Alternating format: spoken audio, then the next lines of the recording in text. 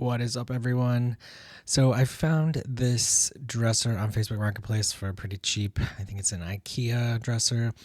And I was trying to figure out what to do with it. And if you're like me, you've probably seen all over YouTube this faux pottery barn finish that has gone viral, I think thanks to Black Sheep House. So I thought this might be a good piece to use to try the finish out.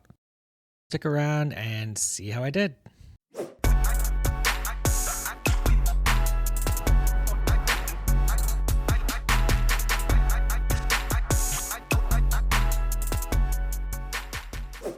So I'm going to go ahead and skip forward to the part where I've already cleaned, scuff sanded, and primed.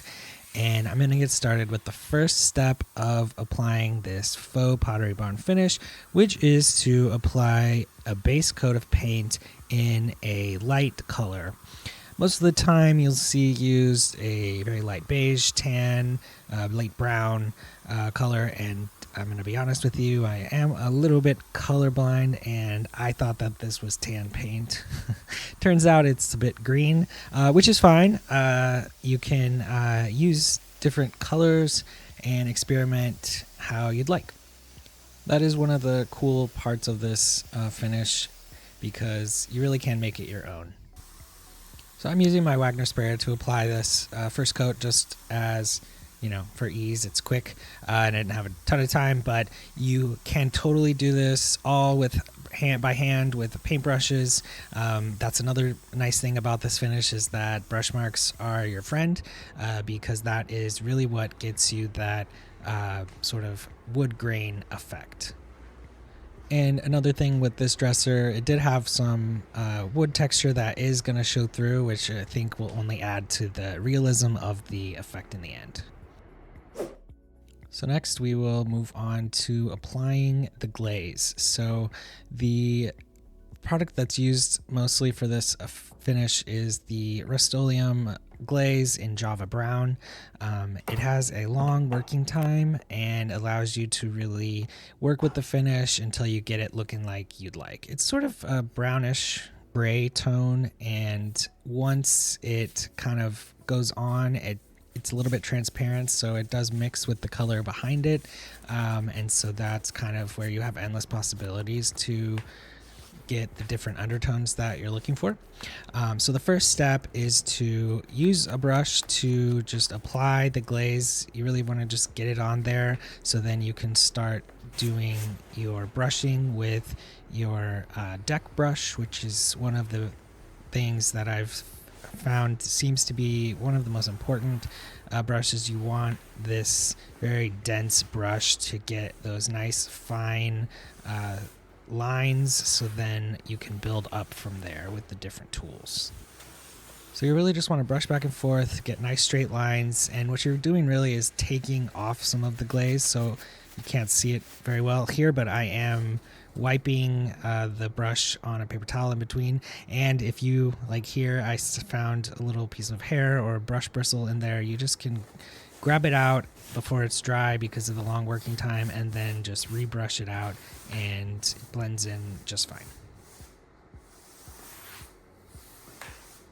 The next tool I'm going to use is, I think this is a dog brush, but it has sort of thicker, wider spread bristles to get a different graining effect. So I'm just going to go back and forth with this until it's looking like I like.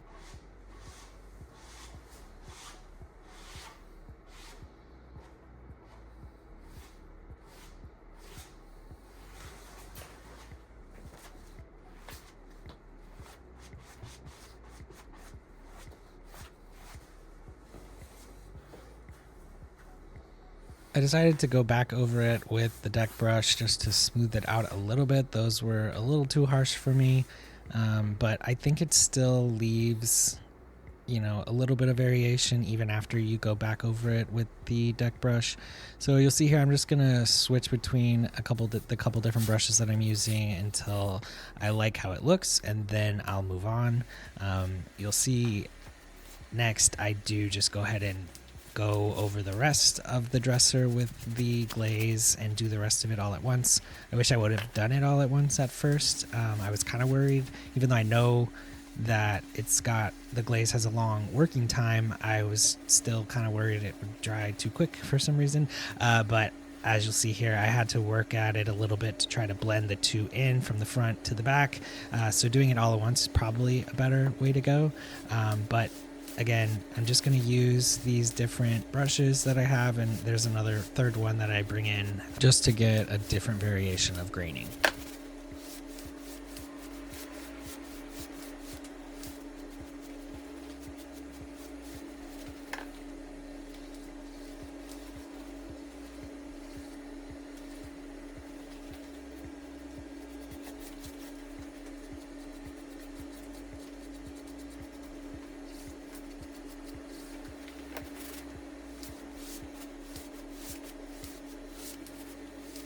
Like I mentioned, the back was looking a little darker, so I'm just trying to really blend the two in together. Here's the third brush I'm bringing in. It's just a little more sparse in its density of bristles, and they're a little more wild. Not really sure what this brush was for, where I got it, but it did help to add just these little random lines that I felt added some variation and depth to it.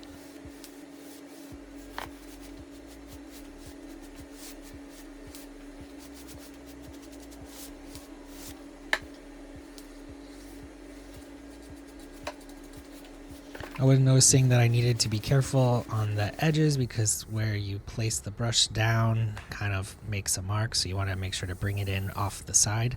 And then still in the front, I felt like it was still a little too light, so I just put a little bit of glaze on a dry brush and just tried to sort of add a little bit more color to the front area here to blend it better.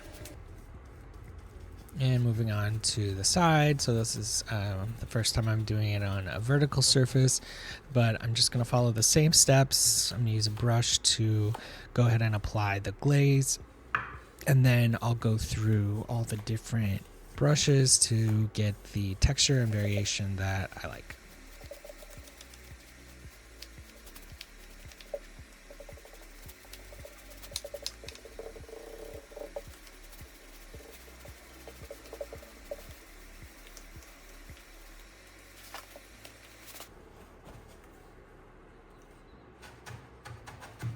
One of the tips that I did take from, well, all of these tips came from Black Sheep House, but one of the tips I did want to mention was this tapping motion that I'm doing up under the edges. It did help to sort of smooth that out, because when I went to apply the brush in those areas, it was quite apparent where I did that, but the dabbing kind of helped to just kind of blend it in.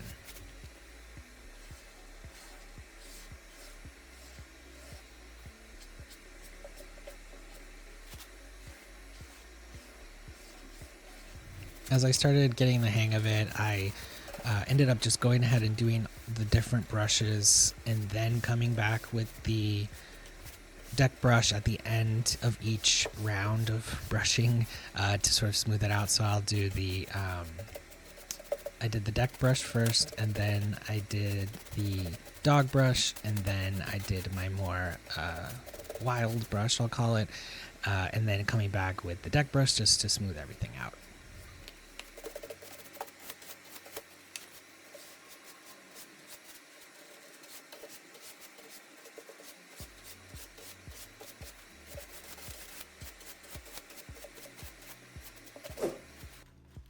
The next day when I came out, I realized that I guess when I was moving the dresser, I had put my hands all over the top and there were handprints and fingerprints everywhere, and I could not fix it. So I ended up just repainting the base color on top and gonna do it again.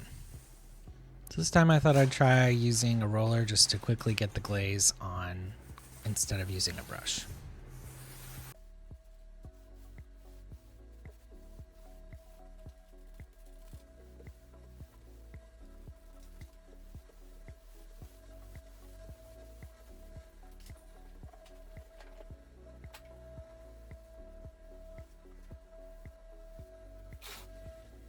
Then I went ahead and moved on to the brushing process using the deck brush to smooth everything out, get the lines nice and straight all the way across the surface, and then going in with my detail brushes to get the different variations in the wood grain look that I was looking for.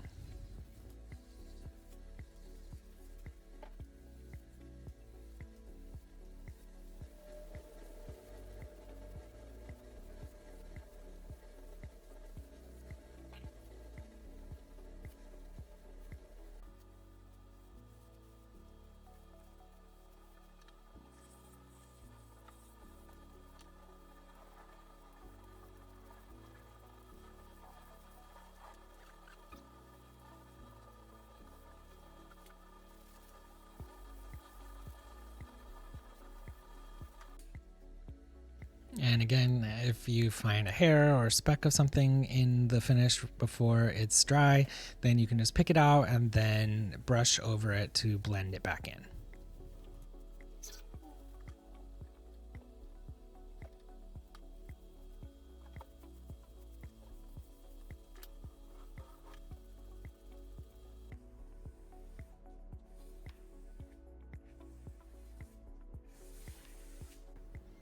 After finishing the top and sides of the dresser, I'm going to move on to the drawer fronts.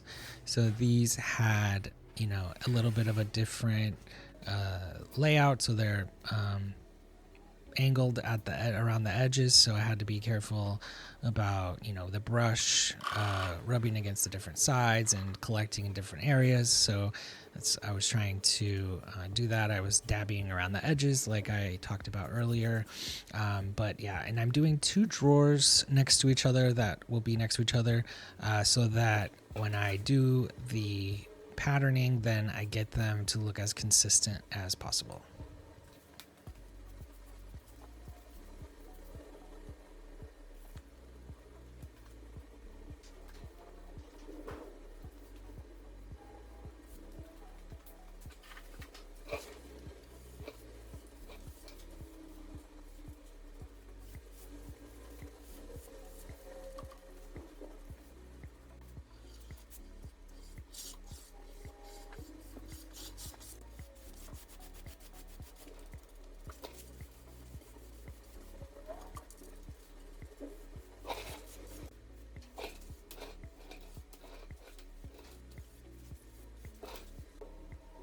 For the detailed edges, I just used a smaller brush to make sure that the lines were smoothed out and going in the right direction.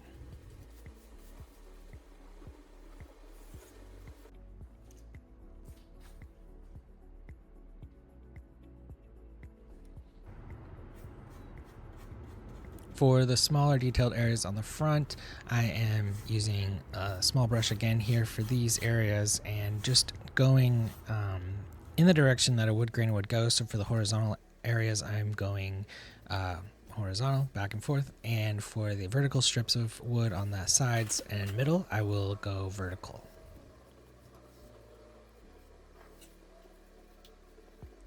For these areas, I am generally using the same process, but using different brushes, and I'm not too worried about how they look here, just as long as in general the tone and look is similar to the rest of it. But these areas will be partially covered by the drawers, but so just want to make sure that I'm getting the inside edge there as well, so that when the drawers are in, the area that will be visible will have a little bit of the correct color and tone and pattern as well.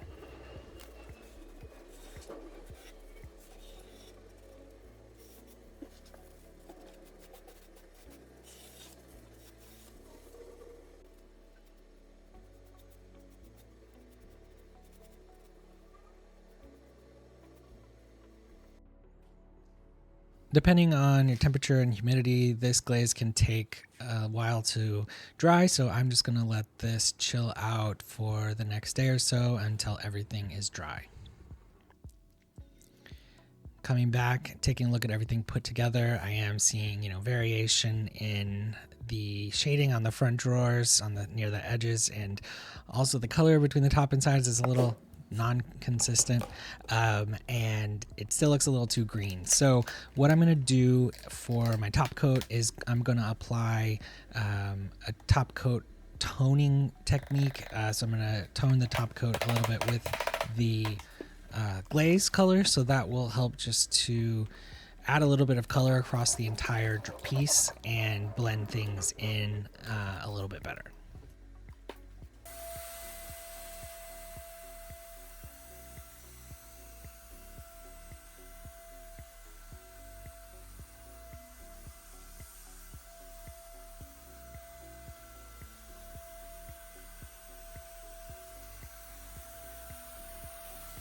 And something distracted me as I was doing that last pass, and so you'll see in the middle there I paused a little bit, and with the color in the top coat it was very apparent that that happened. So because of this finish not being super smooth, so the lines and streaks are kind of part of it. So I wasn't too worried about just grabbing a paper towel, wiping that back, and then doing another coat over the top.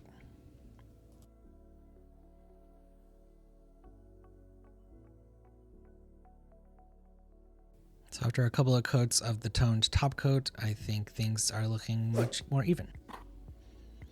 Now the next step is dry brushing, so you'll just use different paint colors of your choosing. So I'm just using a couple of different beige paints and just mixing them sort of as I see looks good, and then just lightly dry brushing on top of the top coat and then wiping it back to sort of blend it in a little bit.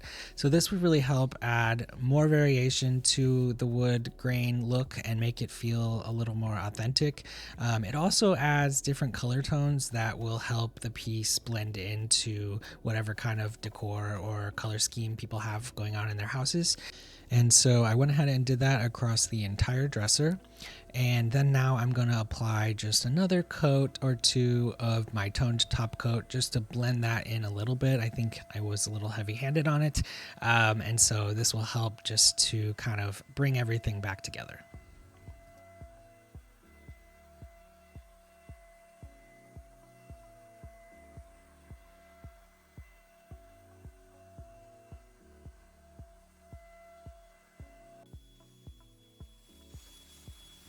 Here's a reminder of what this pine IKEA dresser looked like before, and here is what it looks like now after it's been given the Pottery Barn treatment.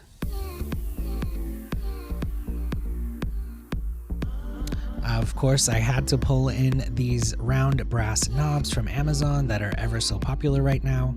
I do think they have a very timeless look that complements this style of dresser pretty well.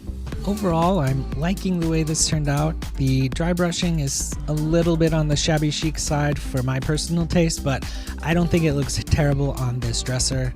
I also ended up pulling in some new legs to bring it all together. I'd love to hear your thoughts on how I did, and if you liked it, don't forget to boop the like button. See you next time. Bye.